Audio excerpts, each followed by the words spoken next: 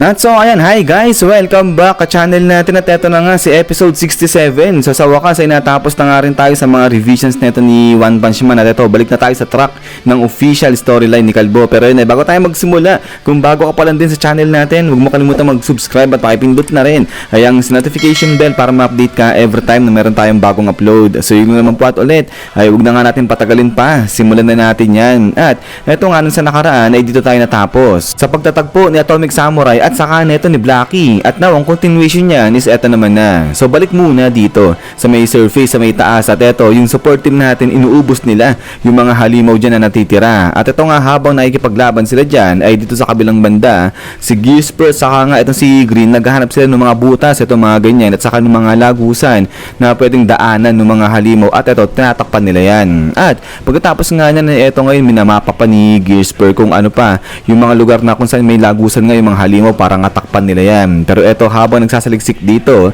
etong dalawa ay maya-maya ay bigla nga may sumabog-sabog na nga rito. At eto nga nayanig etong buildings. Eto nagulat din, natakot na etong sila Sekingal. At ayun yung mga buildings dito babagsak na. Pagkatapos nga niyan is BAM! So dito laglagan na, tumbahan na yung mga buildings dyan. At eto ngayon labas etong halimaw na nga na to na ang pangalan si Building Blaster. So yung threat level niya Demon. So ayan ay nagpapasabog nga siya rito ng mga building. At eto nga habang natatakot etong si Sekingal, ito tuwan naman itong halimaw. Sabi niya nga dyan na itatrap niya itong mga heroes dito at papatay niya mga yan sa pamamagitan ng pagpapasabog sa mga building at sa pagka-crash nga sa mga yan. Pero eto nga ay habang medyo kagulo dyan sa may taas ay dito sa kabilang banda nakita na nila Child Emperor yung daanan nga o yung papunta dun sa may taas. So yun nakakita ng manhole itong aso niya. At now eto nga ngayon punta ngayon itong si Child Emperor dito sa may manhole. Pero sabi niya nga dyan na teka lang, ba't ganun?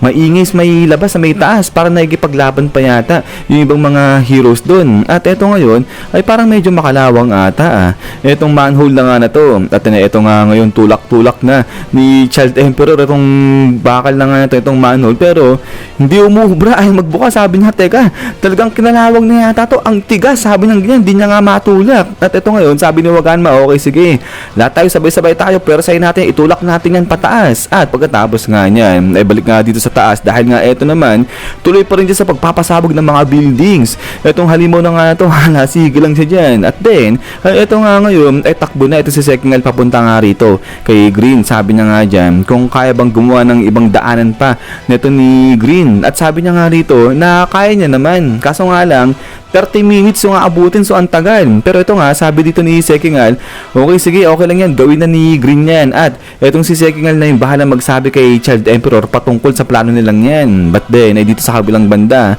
ay ito nga ngayon, pupuwersa na etong sila Child Emperor para buksan yung manhole. At ayun, sumaman rin dyan siyempre etong si Kalbo natin. At pagkatapos nga niya, Miss Blaga, biglang talsik ngayon dyan, etong building, so grabe tilapon dyan yung building. At ayun, etong sila Waganma tuloy sila Child Emperor, ang liit lang ng manhole. At eto ngayon nagulat tuloy dyan bigla etong sila Sekingal, grabe nandilot yung mga mata nila. At pagkatapos nga niyan is boom, so yung tuluyan ng lumipad, tuluyan tumilapon sa napakalayo yung building na nga na yan. At eto ngayon labasan ngayon dyan etong sila Child Emperor. So dito talagang napa-exhale ng matindi etong si Waganma. Sabi niya nga dyan sa wakas nakalabas na tayo. Pero eto nga si Mizuki lapit siya kay Child Emperor. Sabi niya nga dyan, teka lang, ikaw ba yung may gawa nun? Para mo nagawa yun? Sabi niya ganyan. So, sabi nga ni Child Emperor, ano lang, medyo kinalawang na kasi yung manhole. Sabi niya ganyan, kaya ginawa nila, pinush nila ng konti. Sabi niya ganyan. So, dito nga napapaisip tuloy.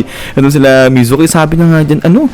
Push ng konti lang ba yun? Sabi nilang ganyan. At ito nga ngayon nagugulat dyan itong sila Sniper. At pagkatapos nga yan, ito nga tahimik ngayon itong support team natin. Sabi nga dyan, talaga naman napaka-incredible, napakalakas talaga ng mga Class S hero. Ibang iba talaga yung level nila. Pero itong si Kalbo talaga yung may gawa nung kaya tumilapan na pagkalayo-layo yung building. At then pagkatapos nga niyan ay ito nga ngayon ay tuwan-tuwa ngayon itong sila Sekingal, yung support team. Sabi nga nila nagtagumpay tayo, nagtagumpay naghintay yung kanilang pagliligtas sa hostage kasi nga nandiyan na si Waganma. So successful yung kanilang rescue operation. At so ito ngayon ay pinasok na ulit ni Child Emperor tong kanyang aso dito sa kanyang bag. At pagkatapos nga niyan ay ito present din ni Emperor itong dalawa, si Galewind saka si Hellfire dito kay Sekingal. So medyo nagugulat lang dyan itong si Sekingal, pero napansin niya nga dito may kasama nga itong si Child Emperor, itong si Kalbo. Sabi niya nga dyan, teka lang, sino yan? So sagot si Child Emperor, sabi niya nga dyan, ito ba, hero din to na nirescue ko dun sa may ibaba. So ito medyo nagulat ng bahagya si Sekingal, sabi niya nga dyan, teka lang, hinostage ka rin ba ng mga halimaw? So sagot itong si Kalbo, sabi niya nga dyan, hindi, pumunta ako dun sa baba para magreklamo kasi ang ingay, sabi niya ganyan. At pagkatapos nga niyan, ay ito ngayon nagalit ito si Sekingal, pinapagalitan niya ito si Kalbo, sabi niya nga dyan, paano na nga lang daw kung kailangan niya magpadala ng rescue team? Hero siya dapat hindi siya yung ni-rescue, dapat siya yung nag-rescue, sabi ganyan ni Sekingal. So kaya ito sabi ni Sekingal, umalis ka na nga sa harapan ko. So pinagalitan niya ito sa Kalbo. At ito ngayon, alis na nga rito itong si Kalbo. Pero yun, sabi nga ni Green, teka, wala ka nang dadaanan dyan kasi lahat tinakpan na namin yung butas, sabi niya ganyan. Pero yun, ay may nakita nga rito itong si Kalbo. At pagkatapos niyan is boom, dito inangat niya itong sahig. So grabe, kala mo nag-angat lang ng carpet itong si Saitama dyan. Pagkatapos niyan is blag. So dito nga ay alis ulit, nag-disappear na ulit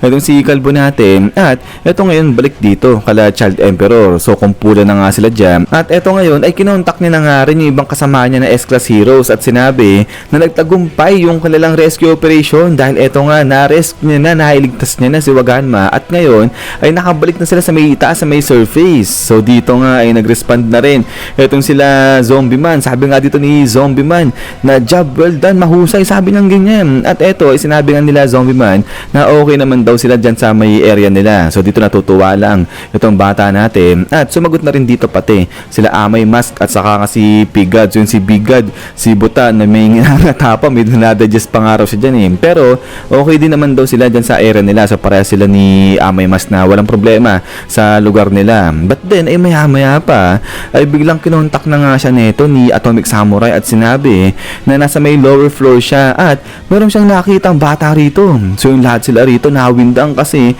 akala na si Waganma lang yung kinidnap nga o hostage ng mga halimaw.